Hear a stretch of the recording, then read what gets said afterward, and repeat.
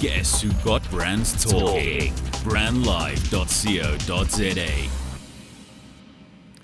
Good morning, this is Mitch Mortian, live from Brand Live Radio at the Melville studio. And yes, it's Thursday. Let's call this Pink Spotted Thursday prior to Black Friday.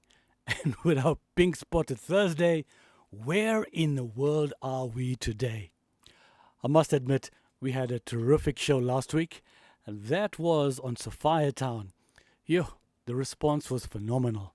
And interestingly enough, there was some piqued interest and a lot of direction from the listeners.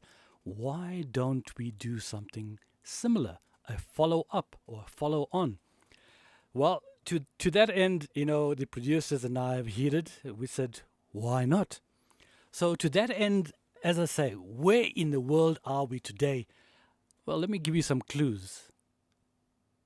Living at the edge, 5 kilometers from the center of Durban, Sipho Gumede, the Flames, Florence Sifiso. Do you get it? All right, whilst you mull over that one, Andipa, let's give them something to jive.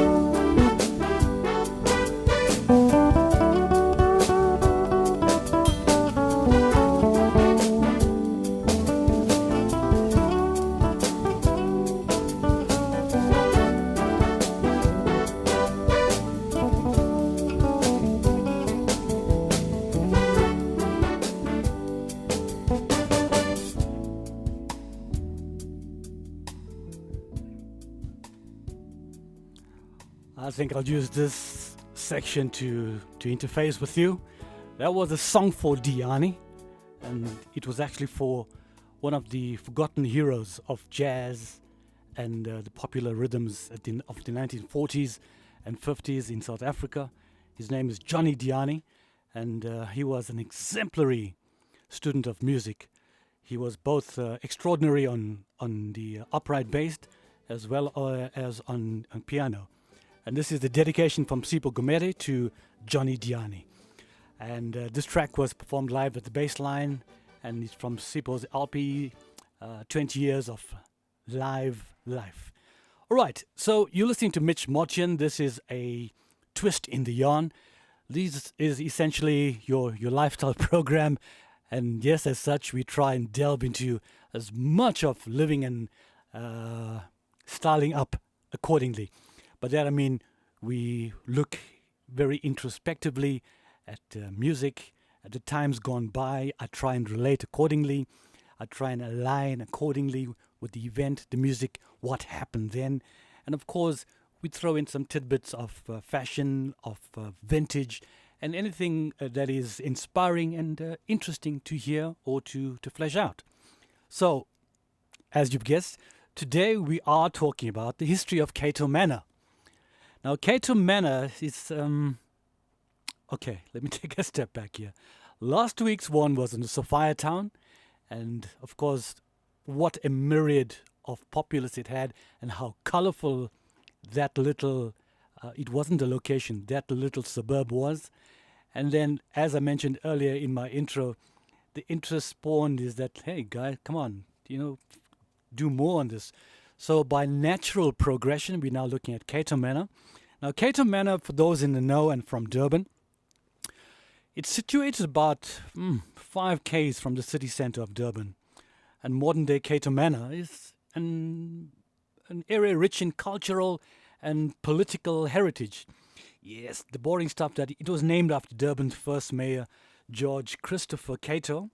And Cato Manor's first residents, the Indian market gardeners, to whom Cato sold the land, later leased plots to African families who were prohibited from owning land themselves. So you see, the entrepreneurial Indian is ever present again. So the vibrant Afro-Indian culture that came into being from this shared space became a trademark of the area. And its Zulu residents knew the warren of shacks, shebeens, oh, here we go again, and shops that grew into Cato Manor as Umkumbane, named after the stream on whose banks the shanty town sat. Cato Manor survived and thrived for many years as a rough-hewn community in direct contradiction to the apartheid government's policy of racial segregation. I know, guys, I'm not delving into politics, I'm just skimming over it. Yes, so this is in part, we're talking about the Group Areas Act and how it has had a tremendous, devastating impact on the lives of the non-white people. So, I spoke about the famous residents, and those include the musician we just played, Sipho Gumede, another special musician, and hopefully we'll have time to play one of his, is Lionel Pillay. Then we have, for all the young ladies and the old grannies now, it is the super pop group, The Flames. And of course, another famous resident is the politician Jacob Zuma. We have the activist Florence Sifiso, businessman Prince Sifiso Zulu, the drum magazine journalist Nat Nakasa, trade unionist George Champion, and so forth, and so forth. But Cato Manor was so legendary that its reputation preceded itself, and many great stories were penned about it.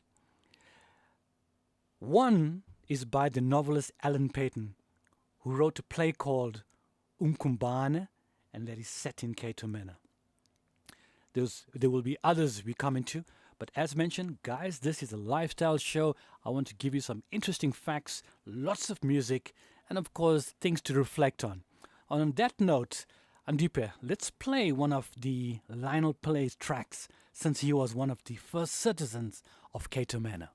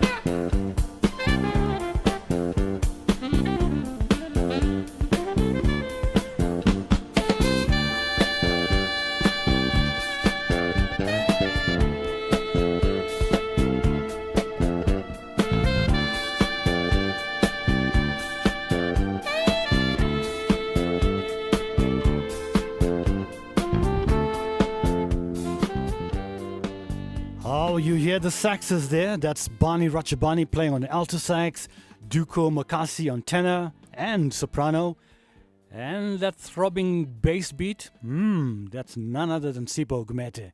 Of course, Lionel on keyboards. So Lionel was one of the many unsung jazz heroes, and Lionel Pillay passed away, sadly, in obscurity in 2003. Until then, he had proven himself to be one of SA's most skillful jazz pianists, performing and recording with the cream of the country's home-based jazz talent, both black and white. And he paid his bills as a session player for the SABC. And using the name Lionel Martin in the early days of TV in the 1970s and 80s, he used to play on the Thursday and the Sunday evenings on SABC. Two meetings, and that was some jazz show hosted by Don Albert. Remember him? Of course, now I'm going way back, guys. And of course, hopefully you can relate and you've enjoyed. So, Cato Manor, we always talk about the myriad of people, the mix of nationalities, the gyration of different cultures and bodies, the people emerging from a hot pot into people who want to be recognized. So, in spite of all amazing things that happened, yes, there were very dark days. Maybe about 3 very, very dark days that were recorded in history. Briefly, the one that was really a very dark day happened in 1949, and that was a huge confrontation between the Indian and the African residents in Cato Manor. It was called the 1949 race riots. Now, one of the chief protagonists in terms of playwrights and activists from that was also born in that area of Cato Manor was the 2 governors, Casey Governor and Ronnie Governor. I'm going to dwell a couple of more minutes on Ronnie Governor since this episode is actually called Cato Manor at the Edge. And of course, I'm borrowing a few lines from Ronnie. So, Ronnie's play At the Edge was a much vaunted play, and that essentially described the Cato Manor stories around the riots, which was sparked off by an incident in Grey Street where an Indian stallholder had caught an African boy stealing and punished him. And as a result of that, the Africans began attacking the Indian shops, businesses and residents. The riots quickly escalated into a race war, with some white people actually stirring up the trouble. Yes. The situation deteriorated, with African mobs roaming the streets of Cato Manor, attacking Indian residents on sight. And that evening, the arson, looting and raping increased. The smell of petrol and paraffin were in the air, and the night sky was lit up with soaring flames. Indians with cars were fleeing. And it took 2 days for the authorities to get the situation under control. 2 days. By that stage, many shops and homes had been destroyed, and 137 people killed and thousands more injured. So, that was one of the dark days. So, the next one happened about 10 years thereafter, and that was the 1959 beer hall riots. I hear you saying, there's always trouble where there's alcohol. No, hold a second, guys. In the 1950s, the rural Zulus moving to Durban for work sought out Cato Manor as a convenient place of residence. Like they did up here in Johannesburg, they moved to Fordsburg or the inner city of Johannesburg. So do things like this transpire in major city areas. Now the area quickly grew to accommodate this influx, with about 6,000 shacks housing around 50,000 people. And this was erected in a matter of years. And to earn money, African women brewed and sold beer to male residents. Now, there's a poet where Nkosi elaborates in Mating Birds about the African woman brewing illicit concoction called skokkiaan. Hey, just saying that gives you a headache, eh? Skokkiaan, which was often laced with the methylated spirits to give it an extra kick. Woomph! This dangerous and mind-destroying brew was then served daily to black workers, who every evening, as soon as they left work, flocked to their favorite shebeens, where they thirstily imbibed the stuff. The Durban municipality encountered problems, obviously, controlling the illegal brewing, which was in competition to the municipal beer halls. The municipality had their own beer halls. Of course, the constant pass and liquor raids conducted by the police in Cato Manor agitated the residents, and this created the potentially explosive situation which ultimately came to be known as the 1959 beer hall riots. Before we go into a piece of music, I'd like to just quote a few lines from a great struggle activist against apartheid, and this is Mi Sdumu Shlaswayo, a child of Cato Manor. And he commented in his poem, The Black Mamba Rising, and this is what he wrote. Today you're called a Bantu. Tomorrow you're called a communist. Sometimes you're called a native. Today again you're called a foreigner. Today again you're called a terrorist. This random classification extended to place where the government would conveniently reclassify areas to suit their needs. And that is Mi Sudumo Shlotswayo. On that note, Andipa, how about a little Winston Mankuku?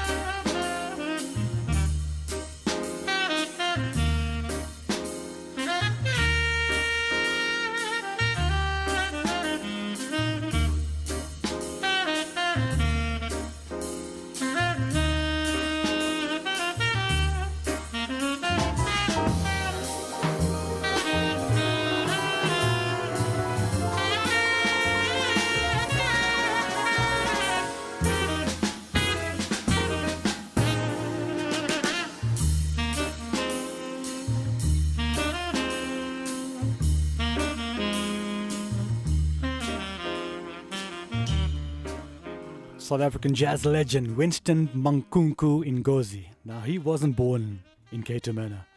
It's just such a pity. He's from Cape Town. Anyway, that tune is called Yakal Inkomo, one of the favorite struggle songs. And I need to add once again that Lionel was on piano, and there's a new name on my book here, Agrippa Magwaza on bass and Early Mabuza on drums. All right, so with all this trouble brewing, excuse the pun, this then followed through to the Cato Manor evictions. Now, Durban's White City Council felt threatened by this large community of politicized Africans and Indians on their doorstep. And in 1959, Cato Manor was declared a white zone under the Group Areas Act. Ronnie Governor wrote, "It was right here, in black and white, the impossible happened. In the name of community development, in the name of group rights and group protection, in the name of Western civilization, Cato Manor was declared a white area. All the families that had lived there for generations now had to move out of their homes, away from their own pieces of land. Forced evictions to the racially segregated Kwa Mashu, Umlazi, and Chatsworth began. So these are the new little townships that was born to accommodate all the misplaced and displaced residents of Cato Manor. You know, in response to Cato Manor being torn down, this community was totally destroyed. And Ronnie continues, "We have built our home, our schools, our temple, our mosque, and our churches with love and hard work. It is wrong for the government, in which we have no say, to take from us what is legally ours. This," and he coined the term, "this is legalized robbery." Today, Cato Manor Street, towards the end of apartheid, there are African and Indian families that have moved back to Cato Manor. They've reclaimed some of the expropriated land.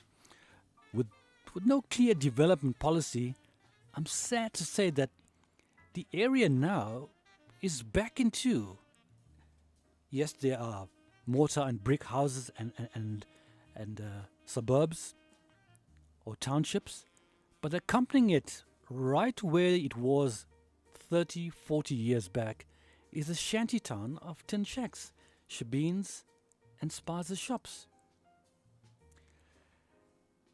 It's amazing. Recognizing in Cato Manor an ideal opportunity to redress the wrongs of the past, the city of Durban embarked on an ambitious urban development. So, this is hotly contested. Is this progress or regression? But one beautiful thing still remains a constant, and that is the temple in Cato Manor. Now, quick little base or premise to work with here. When the indentured laborers completed their service agreement with the sugar estates, they had the option to either return to India on a free passage or settle in South Africa. Many of them decided to stay, and a large number of them settled in Cato Manor and became farmers. They got together, they built schools, they built churches, temples, and the one in particular, this temple was built in the early 1900s. And they built an Amun, it's called an Amun temple, at the lower end of Booth Road and on the banks of the Umkumban River, popularly known as the First River. This was constructed of reeds and grass, and it was washed away in the floods in the early 1900s. But then, the temple was relocated down the road, and the community and the devotion and determination was so strong that in 1918, a 5-acre piece of land was purchased to rebuild the Gengaiman temple on higher ground. The property was registered on January 20th, 1920, in the name of the Cato Manor Hindu Temple. The Cato Manor Hindu Temple and Benevolent Home. On this beautiful story, Andipa, How about some Sarasvati at Montreux?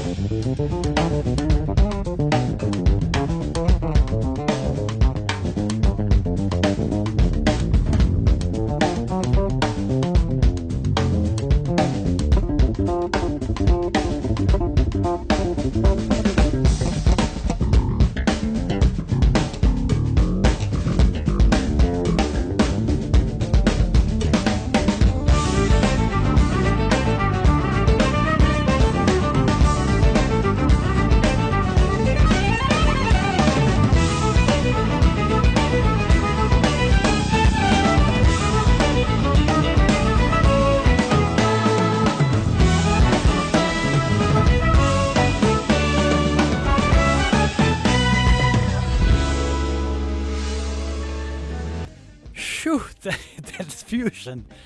Just a quick one. The band is called Sarasvati in Montreux, and it's a composition of who's who. Look out for Mohini Day, young female bass guitarist, and of course Dave Weckel, Abhijit, and P.S. Nair. Amazing stuff. So, I've reached the end of my line here. I want to thank you all for joining me. And of course, I mentioned earlier in the program that, talking about Cato Manor is not going to be complete without discussing or playing something by the Flames. So, ladies and gentlemen, here's the Flames for your precious love. Adios, amigos. Every day can't be Sunday, and every smile isn't a smile of happiness, and every tear that sheds not a tear of joy. I'd like to take a little time to dedicate this song to everyone who's in the presence of my voice, especially for those who have loved ones far, far away.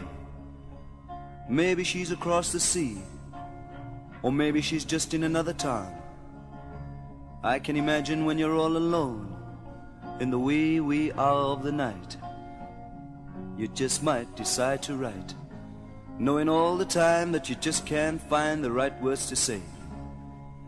You can say, darling, for your precious love, I'd give you the world on a silver cloud. But you know as well as I that that would be a lie.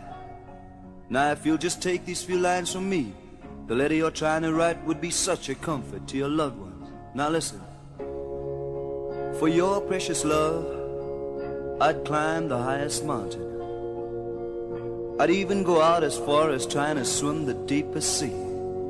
Now listen, and maybe Blondie will give you a better understanding of what I'm trying to say. Your precious love means more to me than any love could ever be.